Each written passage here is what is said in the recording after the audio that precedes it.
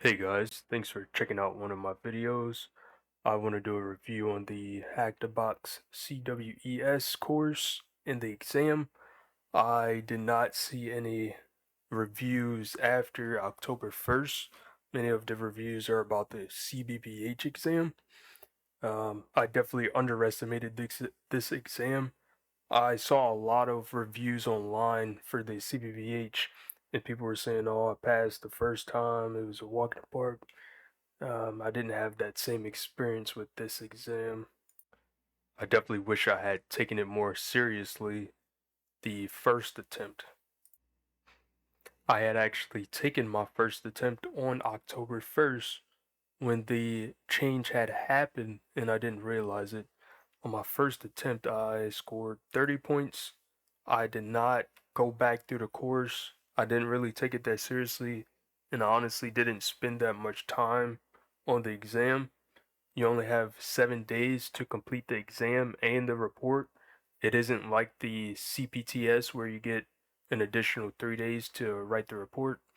Then on my second attempt, I scored 45 points on October 16th. Then, after I failed the second time, I had taken the exam a little bit seriously. After the first attempt, they give you some feedback on which sections you should work on.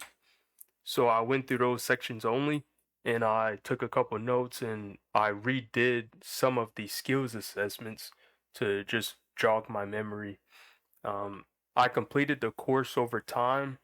When you complete the CPTS, you pretty much complete 50% of the CWES learning path, and that's pretty much how I completed this learning path. I was just doing it as a prep for the CWEE. I don't really know how long it took me to complete it. It was more of a side project, so I was just doing it over time. So after I failed the second time, there were many machines where I was hard stuck on those machines, and I realized that I needed to go back through the course and really dig deeper because some of the sections in the course I hadn't taken those sections in months, and I haven't done those skills assessments in a couple of months, so I had to jog my memory. So I really went back through the course and really sat down and took some detailed notes on each section, and I pretty much created a one-page cheat sheet for each section of the course. And on my third attempt, I scored 75 points. So I failed by 5 points on my third attempt. And before my third attempt, I watched this YouTube video by Masad Hamada. And this was pretty much how he was taking his notes. He was taking it in a database table.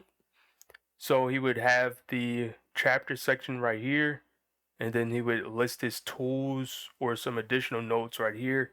And he would also put comments within his notes on Notion. So I kind of uh, copied the same concept and structured my notes similar to how he structured his notes. And this just helped me keep track of the sections within the course more easier. To do this, all you have to do is create a database, and then you create a new table, and then you press the at, and then you can type the name, and if there is a name that's already created, you just select this and it links this section to that page. Or you can create a new sub page right here, and then you right click and you press open in SidePeek, and then you can just take notes here, and that's pretty much what I did. I also have separate pages for the skills assessments because I didn't want to flood my notes with a bunch of notes on one page. So I only put the important stuff on this one page cheat sheet, and I would use it as a checklist. So if we go here to the file uploads, I would go through the entire page and just check off, like, did this work? Was I able to use this technique in order to bypass the file upload procedure? And every time something did not work, I would write that down, and then obviously if something did work, it would help me get forward in the exam, and it just helped me stay more organized while I was going through the exam, because you're working through about 5 machines at the same time, so you don't want to keep wasting time trying the same things over and over again. So it's very important that you write down the things that you've already tried. And at the top where I have the comments, I would put just some tips from the course that I would see within the course, and I would just write it up here. And sometimes these comments would help me within the course. Like when you're going through the CWES learning path or any Hack the Box Academy learning path, you'll see some section, and it'll say note like this, note, and then they'll give you like extra information right there. So if I found that information useful, I would just put it here. Buzzing on the exam is very important. So one thing that I did use was Turbo Intruder, and this is how you use Turbo Intruder. If you aren't familiar with Turbo Intruder already, you can add it to your extensions in the B App Store, and then I'm gonna send a request, right click it, extensions, Turbo Intruder, send a Turbo Intruder, and we come over here, and now whatever you want to fuzz. So this is a get parameter. Since it's a get parameter, you put the parameter up here. So we can do question mark, and let's say there was a CMD parameter that we knew equals test. If we want to test what parameter goes here, we just highlight this and replace it with %s, and then we choose our word list. So user share, word list, sec list, discovery, wherever your word list is located. We can also use burp parameter names. So I can just replace this with burp parameter names, and then we can press attack, and it'll go through the entire word list, and it'll show you the results of which parameters are true and which parameters do not exist. So we can just use these filters up here, like filter through the words, filter through the length. And as you can see, like this action, we got a different size, but it says null. So that is not real, but that's pretty much the another thing that you can use in order to fuzz if you don't want to use FFUF. And I went ahead and stopped that.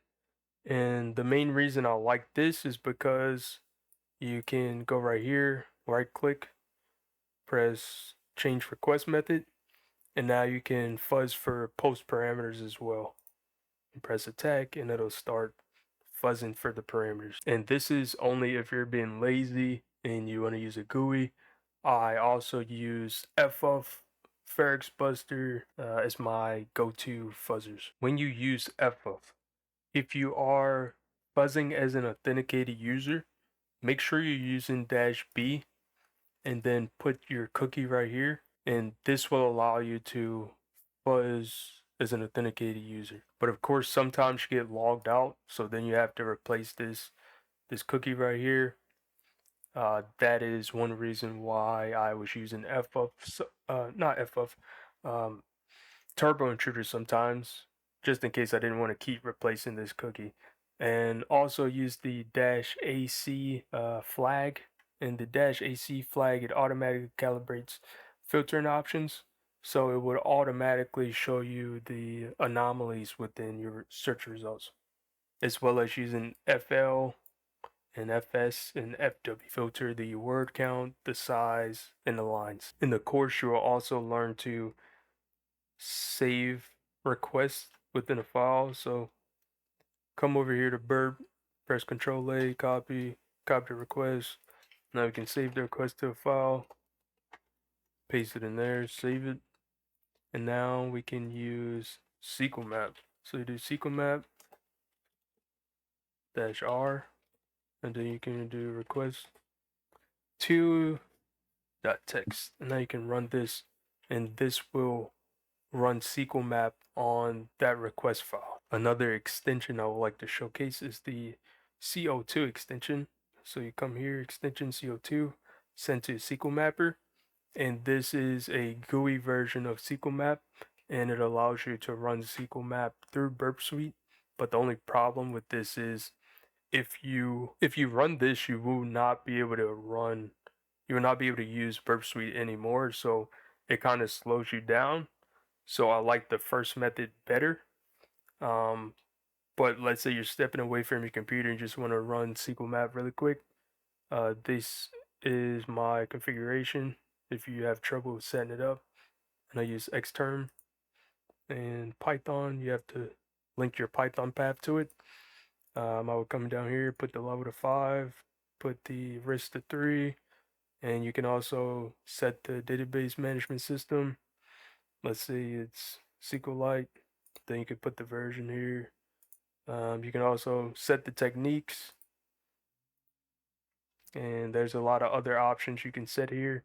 And you can also input additional parameters here. So that's batch, and they just press run, and it'll run SQLmap for you. Another tip I have for you is to remove the logout word from your word list, or create a copy of your word list and remove the logout word from it. Every time you fuzz for logout, the word logout, all the requests after the word logout will be logged as an unauthenticated user, because the logout word will log you out. So all I did was I just removed it from my word list entirely. So when you finish a section, you will see additional hack the box machines that are recommended for you to complete here. If you need additional help, or if you're a complete beginner, it's probably best that you complete some of these machines, or at least read the write-ups for these machines, just so you're familiar with solving capture flag machines. The exam is not as simple as the courses.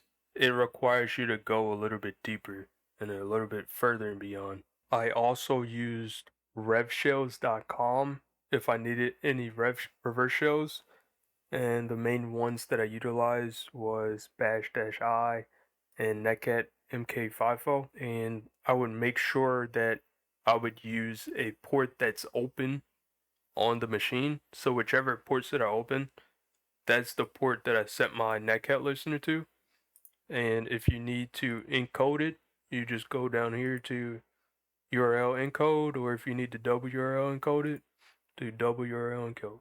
One of the tools that is showcased within the course is called LFI Suite, but you can also use FFUF to do the same thing. But it just makes it a little bit simpler, just in case you want to run something in the background while you're doing something else. So you just put your cookie here, but you have to put the entire thing. So put the entire string, including a PHP sesh ID.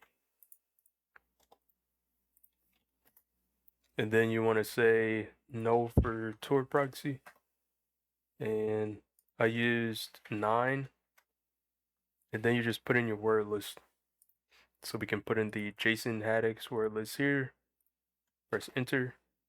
And then it will scan the URL that you put within the scanner. When it detects that something is vulnerable to LFI, it will highlight it in red and make it easier for you to see that it's vulnerable. But like I said earlier, you can do the same thing with FFUF. You can do the same thing with Turbo Intruder.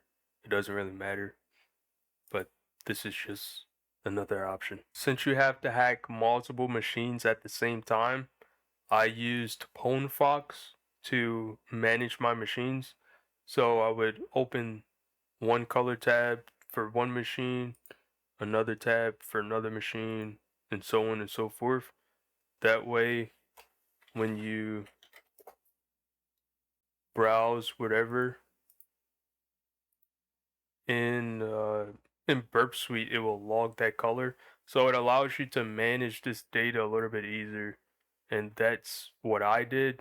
It's not really necessary if you're able to manage each section on your own. And when using repeater, because you will have many repeater tabs open, I would come here and rename the tab to whichever machine I was working on, and that will help me stay organized as well. Overall, I think the CWES course and exam were very well put together and very good. I recommend it to anyone that is trying to learn more about web penetration testing. I currently work as a penetration tester, and recently one of the vulnerabilities taught within this course was discovered by one of my coworkers in the real world. So I believe Hack the Box did a great job covering real world scenarios and covering real world topics for vulnerabilities that you will discover in real life. If you take this course seriously, take really good notes, and really try to understand the concepts that are taught within this course, and let's say you don't understand something, you look at a video on YouTube, you look at some other resource to actually understand the resource or the concept instead of just moving on, then you will benefit a lot from this course. And also another resource that you can use is PortSawyer is free. If you need more practice, let's say for cross-site scripting, just go to PortSawyer Academy and do that section as well. But just make sure that you're understanding the section or chapter that you're completing before you move on, because the goal at the end of the day is to become a better web penetration tester and not just get the certification. If you fail, make sure that you use the feedback that Hack the Box Academy gives you after you write your report, because you want to make sure that you understand everything within that chapter. Like, you don't want to miss anything. Or after my third attempt, when I failed by 5 points, I was hard stuck on the two machines that I hadn't completed. And I honestly thought I was going to fail my fourth attempt, but that's when I transitioned from just trying things to using my notes as a cheat sheet. So it transitioned from a pen test to more of an audit, to where as though I'm going through my notes and I'm checking off everything that I tried. And that's what helped me get past the point of me being stuck. And you honestly just have to shift your mindset and just try to dig deeper and try not to get discouraged if you do get stuck, and just get better. Just learn from your mistakes and try to get better. And I saved this for last because if you're looking at this video, you probably already know what the CWES is. The CWES is was previously Hack the Box CBBH, but Hack the Box made the transition to make this exam and course more tailored towards web penetration testing or AppSec engineers. And by making this shift, they took a step away from bug bounty hunting, because in bug bounty hunting, you're primarily focusing on one specific exploit and you're testing a multitude of systems. But with penetration testing in AppSec, you're testing one system, but you're testing it for multiple vulnerabilities. I almost forgot the most important part. So for the report writing, I used Sysraptor, and I used the template that was created for the CWES exam. So I can come here, create a new project, name it test, use the CWES exam report template, create it, and when you come in here, you just fill in all this information. This one, I didn't use this one. Then you change your executive summary, put all your information in here. So you just pre-fill everything, right? Pretty simple. Then you come to the appendix, make sure you put your flags here, put the flag value, put the application name, put the method used, and then you come down here to the findings. If you don't already have a preset template created for it, just come over here to create empty finding, and then if you know the SWE, set the SWE, and then you set the CVSS information. So depending on what it is, you just select these, and then it will automatically set the severity for it. Then you come down here, put the overview, put the impact, add the affected components. So whichever system was affected, put the remediation evidence, put any references. So for the references, I use the CWE number, and then you put the details with the screenshots and any command outputs that you need. And that's all for this video. Thanks for watching.